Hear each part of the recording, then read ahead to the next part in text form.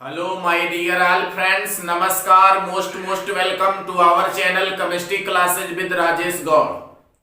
Today we are going to discuss about the chapter chemical equilibrium और main topic भी है आज आपका केमिकल इक्विलिब्रियम, जो कि पूरे चैप्टर में आने वाला है। तो what is the chemical equilibrium और इक्विलिब्रियम स्टेट या मीनिंग ऑफ केमिकल इक्विलिब्रियम, आइए इसे हम लोग देखते हैं। किसी केमिकल रिएक्शन में पार्टिसिपेट आपका रिएक्टेंट मान लेते हैं ए है एंड आपका बी है, a and b are reactant, both are reactant, और ये रिएक्टेंट का है आपका कंसंट्रेशन। ये आपका होगा रिवर्सिबल रिएक्शन। और ध्यान देंगे, हमने रिवर्सिबल रिएक्शन में देखा कि यदि ऐसा एरो बनाया जाए तो इसे हम लिख लेते हैं आर और एफ। ये फॉरवर्ड रिएक्शन को रिप्रेजेंट करता है। और यदि इसे ऐसे लिख लिया जाए तो आर और बी, ये बैकवर्ड रिएक्शन को रिप्रेजेंट करता है। ए एंड बी आपस में रिएक्शन करेगा और बनाता है आपका सी और प्लस डी। तो इसमें क्या है कि सी और डी आपका हो गया प्रोडक्ट। अब इस प्रोडक्ट का ये मान लेते हैं हम लोग है कंसंट्रेशन। पहले आपका अमाउंट ज्यादा होगा रिएक्टेंट का, मीन से आपका रिएक्टेंट का कंसंट्रेशन मैक्सिमम होगा। तो जब रिएक्टेंट का कंसंट्रेशन मैक्सिमम होगा तो ये आपका इक्विलिब्रियम या आप कह लीजिए रिएक्शन फॉरवर्ड डायरेक्शन में मूव करेगा। क्यों? क्योंकि इसका आपका कंसंट्रेशन ज्यादा है रिएक्टेंट का। लेकिन धीरे धीरे आपका प्रोडक्ट की क्वांटिटी इंक्रीज करेगी, क्वांटिटी प्रोडक्ट का बढ़ेगा, और जब इसकी क्वांटिटी ज्यादा हो जाएगी तब ये आपका जो रिएक्शन है ये बैकवर्ड डायरेक्शन में मूव करने लगेगा। अब बीच में एक ऐसी स्थिति आएगी जब आपका r f is equal to r b होगा, दोनों का रेट इक्वल हो जाए। जिस क्वांटिटी में रिएक्टेंट से प्रोडक्ट बन रहा है उसी क्वांटिटी में प्रोडक्ट से रिएक्टेंट भी बनने लगे।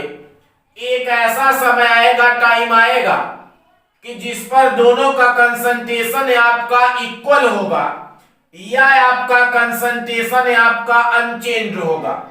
Concentration of reactant equal to concentration of product. जब दोनों का कंसंट्रेशन इक्वल हो जाएगा तो उसी स्थिति को, उसी स्टेट को कहेंगे हम केमिकल इक्विलिब्रियम, या उसे कहेंगे केमिकल या इक्विलिब्रियम स्टेट के नाम से जाना जाता है।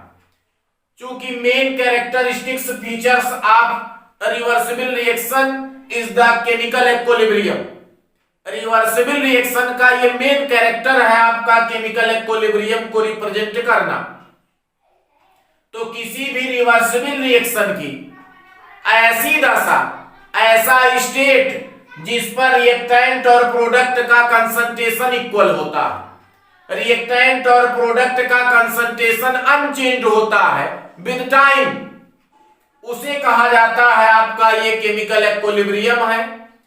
आर केमिकल इक्विलिब्रियम ना कह करके केमिकल स्टेट, इक्विलिब्रियम स्टेट के नाम से इसे जाना जाता है।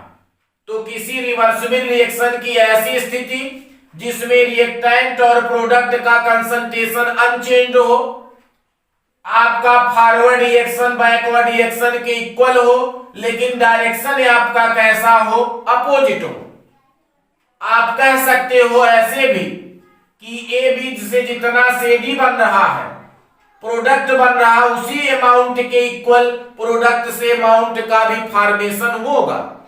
या इसे ऐसे हम समझ लेते हैं कि ये आपका है लखनऊ, यहां से ट्रेन चली आपकी दे रही, तो हम देख रहे हैं ये आपका फॉरवर्ड डायरेक्शन में चल रहा है, आरएफ को रिप्रेजेंट कर रहा है, और ये है आपका 100 किलोमीटर पर आवर। अब दिल्ली से दूसरी ट्रेन चली लखनऊ को, ये आपका आरबी हो गया बैकवर्ड डायरेक्शन। बीच में आपका एक आ रहा है स्टेशन, इस स्टेशन पर आपका दोनों ट्रेनों की क्रॉसिंग है, बट क्रॉसिंग जो जब होगा तो दोनों आपका 100 किलोमीटर पर आवर के स्पीड से क्रॉस करेंगे। और जब दोनों के क्रॉसिंग का वेलोसिटी रेट इक्वल हो लेकिन डायरेक्शन आपका अपोजिट हो, तो इसी स्थिति को, इसी स्टेट को कहेंगे हम इक्विलिब्रियम स्टेट, या इसे कहेंगे केमिकल इक्विलिब्रियम। तो हमने इसकी डिफिनीशन लिखी, किसी रिवर्सिबल रिएक्शन की ऐसी स्टेट जिसमें आपका फॉरवर्ड और बैकवर्ड रिएक्शन का कंसंट्रेशन अनचेंज हो, परिवर्तित ना हो, उसे कहेंगे आप केमिकल इक्विलिब्रियम, और कहा जाता है इक्विलिब्रियम स्टेट। इसे हम अदर टाइप से भी डिफाइन कर सकते हैं, जैसे हम एक एग्जाम्पल के थ्रू देखते हैं। तो डायग्राम की सहायता से हम लोग देखते हैं फिर से केमिकल इक्विलिब्रियम को। यहां एक क्लोज वेसल ले लेते हैं और क्लोज वेसल में हाइड्रोजन और आयोडीन को रख करके 447 डिग्री सेल्सियस पर हीट करते हैं, तो बनता है आपका हाइड्रोजन आयोडाइड। यहां हम लिख लेते हैं H2 and plus I2 is equal to 2HI। Hydrogen और आयोडीन मिल रहा है और बन रहा है आपका हाइड्रोजन आयोडाइड। तो धीरे धीरे हाइड्रोजन आयोडीन मिलेगा, ये आपका RF होगा, रिएक्शन फॉरवर्ड डायरेक्शन में मूव करेगा और बनेगा आपका हाइड्रोजन आयोडाइड। तो यहां से यदि हम रेट ऑफ रिएक्शन को ऊपर रिप्रेजेंट करते हैं और टाइम जैसे जैसे बीत रहा है, ये आप देखिए धीरे धीरे ऊपर की तरफ चला और ये आपका reaction, rate of reaction increase कर रहा है। इसको यहां आप मिला दीजिए, ये देखिए आप, तो ये आपका बन गया डायग्राम, ये बना आपका फॉरवर्ड, ये रिएक्शन को रिप्रेजेंट कर रहा है। ये धीरे धीरे हाइड्रोजन और आयोडीन मिला तो आपका हाइड्रोजन आयोडाइड बना। तो ये है आपका रेट ऑफ फॉरवर्ड रिएक्शन। अब चलिए आप, यहां जब धीरे धीरे हाइड्रोजन आयोडीन मिला तो बना hydrogen iodide, rate of reaction बढ़ा और फॉरवर्ड डायरेक्शन में मूव करा। लेकिन जैसे इसका कंसंट्रेशन प्रोडक्ट का ज्यादा हो जाएगा तो ये आपका जो 2HI है प्रोडक्ट है, ये आपका चेंज होने लगेगा H2 और I2 में।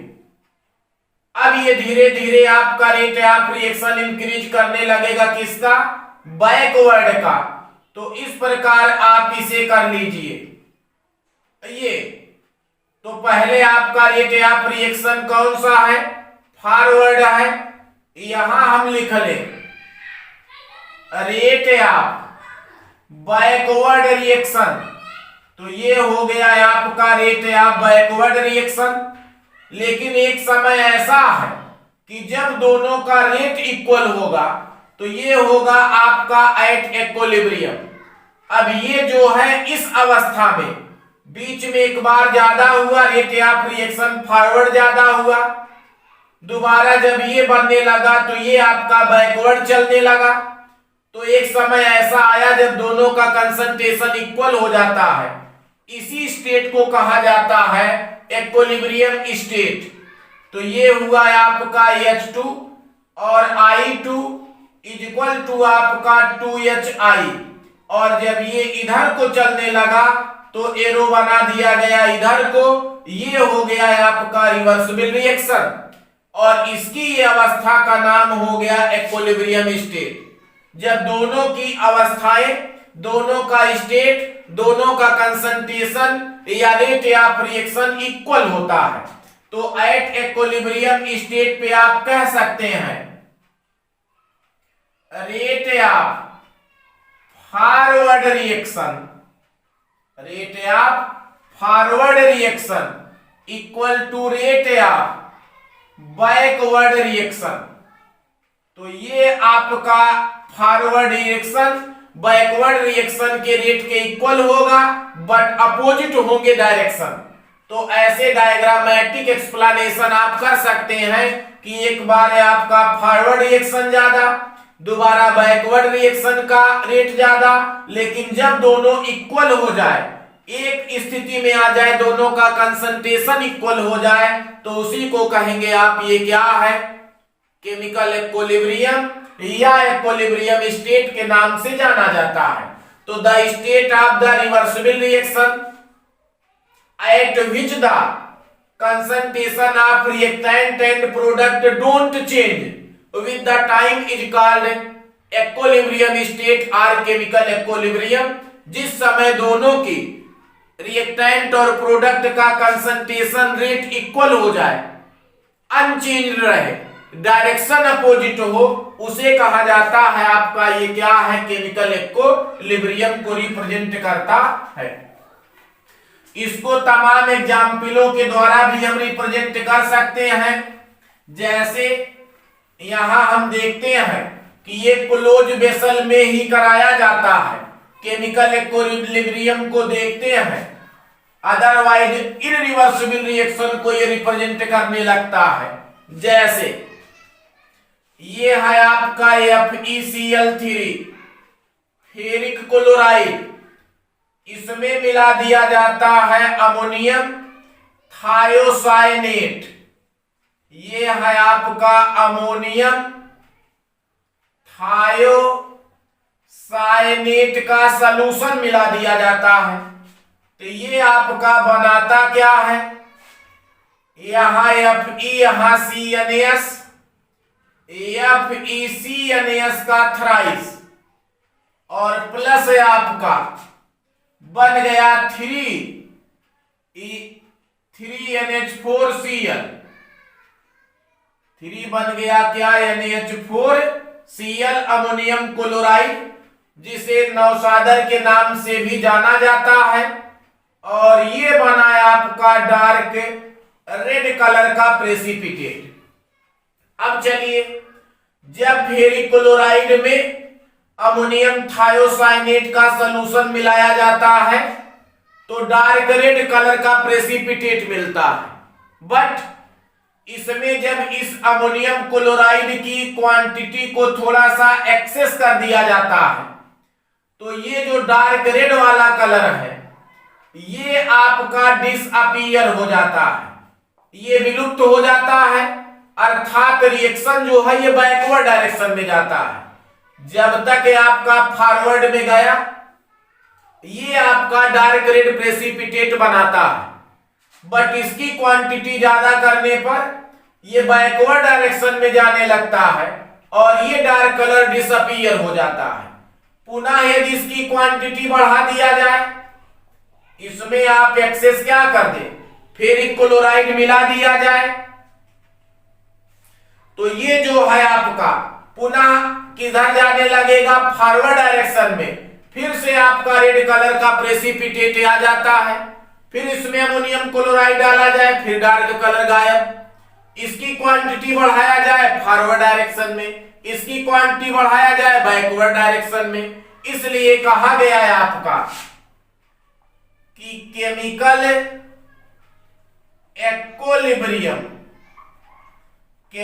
Equilibrium is dynamic nature.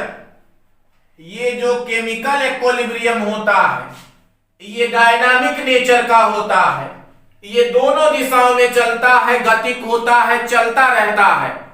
Reactant product में, प्रोडक्ट आपका रिएक्टेंट में कन्वर्ट होता रहता है। इसके तमाम एग्जाम्पल आपको देखने को मिलेंगे। जैसे आप एग्जाम्पल बदल दीजिए, ये है आपका बिस्मथ क्लोराइड। इस बिस्मथ क्लोराइड में आप मिला दीजिए वाटर। जब इसमें आप मिलाएंगे पानी, वाटर मिलाएंगे, तो ये आपका बिस्मथ ऑक्सीक्लोराइड का मिल्की कलर आता है, ये दूधिया कलर आ जाता है। एंड आपका 2HCl बन गया 2HCl। इसमें HCl की क्वांटिटी बढ़ा दिया जाए, दूधिया कलर डिसअपीयर हो जाएगा, ये आपका दिखाई नहीं पड़ता है, अर्थात ये बैकवर्ड डायरेक्शन में चलने लगता है। फिर पानी की क्वांटिटी आप एक्सेस कर दीजिए, फिर आपका ये फॉरवर्ड डायरेक्शन में चलने लगेगा। HCl की क्वांटिटी बढ़ा दीजिए, बैकवर्ड डायरेक्शन में चलेगा। तो एक बार आपका जब जल की क्वांटिटी बढ़ाएंगे, वाटर की क्वांटिटी बढ़ाएंगे, मिल्की कलर आएगा, फॉरवर्ड रिएक्शन को रिप्रेजेंट करेगा। इसकी क्वांटिटी बढ़ाया जाए, बैकवर्ड डायरेक्शन में चलने लगेगा। अर्थात ये आपका केमिकल इक्विलिब्रियम जो है ये डायनामिक नेचर का होता है, अर्थात दोनों डायरेक्शनों में चलता है। इसमें rate of forward reaction always equal to rate of backward reaction but opposite direction होता है, कहा जाता है केमिकल इक्विलिब्रियम। ऐसे कैडमियम सल्फाइड है, कैडमियम सल्फाइड का रिएक्शन H2S से कराया जाए, इसमें H2S गैस फ्लो कर दिया जाता है तो कैडमियम सल्फाइड का येलो प्रेसिपिटेट आ जाता है। तो जैसे आप लिख लिए CD, कैडमियम का ले लिया जाता है क्लोराइड और इसमें फ्लो किया जाता है H2 गैस, तो ये बन जाता है आपका CDS और ये होता है आपका येलो प्रेसिपिटेट और प्लस आपका बन जाता है HCl। बट इसकी क्वांटिटी जैसे ही आप एक्सेस करेंगे, येलो कलर डिसअपीयर, ये चलने लगेगा आपका बैकवर्ड डायरेक्शन में।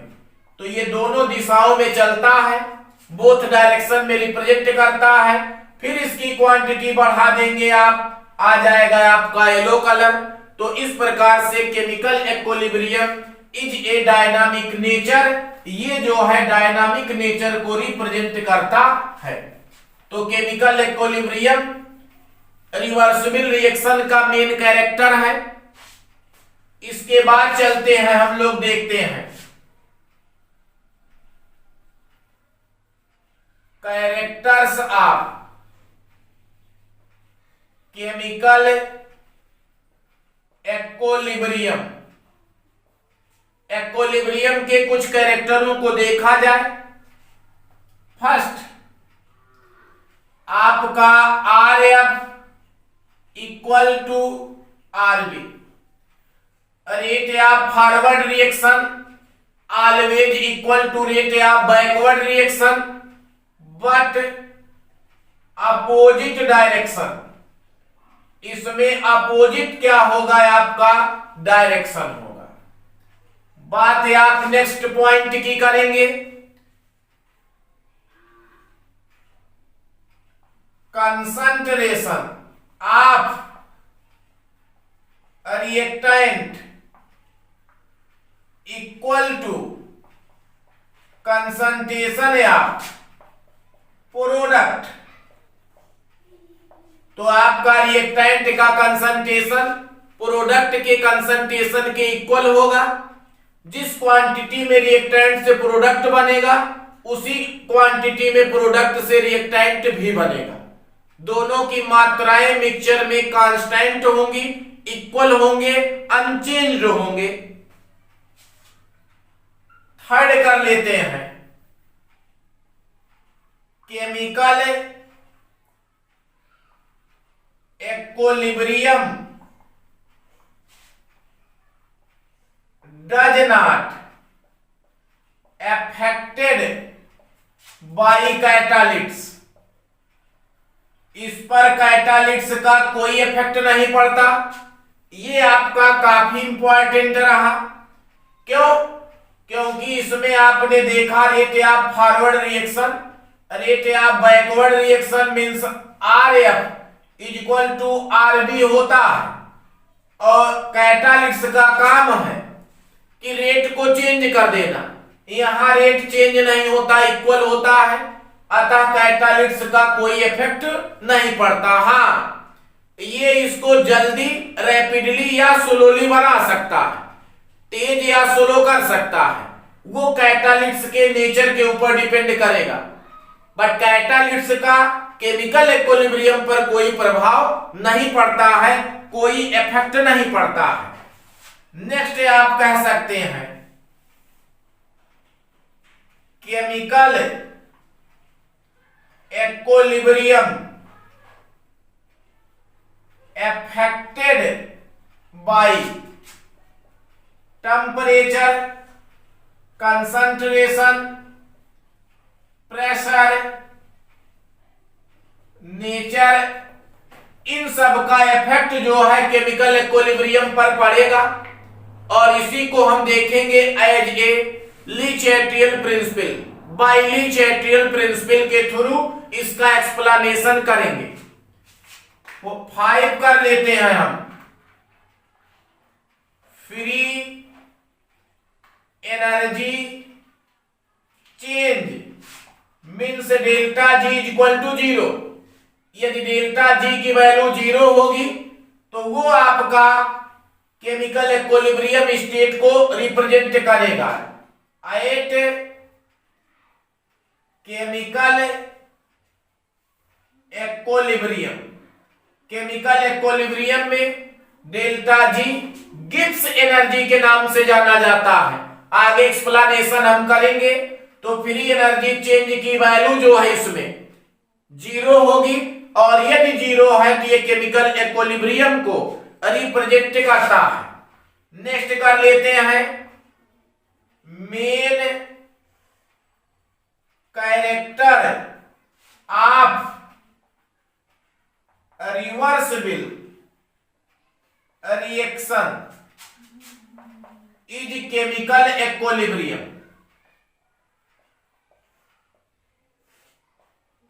तो ये आपका रिवर्सिबल रिएक्शन का सबसे मेन कैरेक्टरिस्टिक्स फीचर है केमिकल इक्विलिब्रियम। अगला आप कह लेते हैं chemical equilibrium is dynamic nature. ये होता है आपका गतिक, डायनामिक नेचर का होता है। रिएक्टेंट प्रोडक्ट में कन्वर्ट होता है, प्रोडक्ट रिएक्टेंट में कन्वर्ट होता है। तो ये है आपका,